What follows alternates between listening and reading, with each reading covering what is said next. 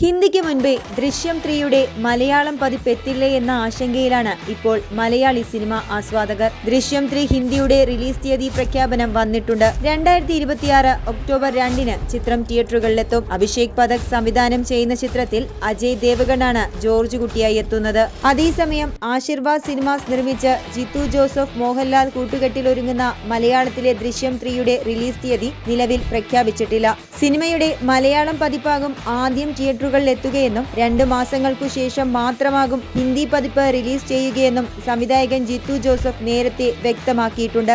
എന്നാൽ നിലവിൽ ഹിന്ദി പതിപ്പിന്റെ റിലീസ് തീയതി വന്നതോടെ ചെറിയ ആശങ്കയും ഉടലെടുത്തിട്ടുണ്ട്. അടുത്തിടെ ദൃശ്യം 3 മലയാളത്തിന്റെ ലോകമെമ്പാടുമുള്ള തിയേറ്റർ ഡിജിറ്റൽ അവകാശങ്ങൾ പനോരമ സ്റ്റുഡിയോസും പെൻ സ്റ്റുഡിയോസും സംയുക്തമായി സ്വന്തമാക്കിയിരുന്നു. റിലീസ് തീയതി പ്രഖ്യാപനം വന്നില്ല എങ്കിലും ഹിന്ദി പതിപ്പിന് മുൻപേ മോഹൻലാലിന്റെ ജോർജ് കുട്ടി എത്തും എന്ന പ്രതീക്ഷയിലാണ് ആരാധകർ.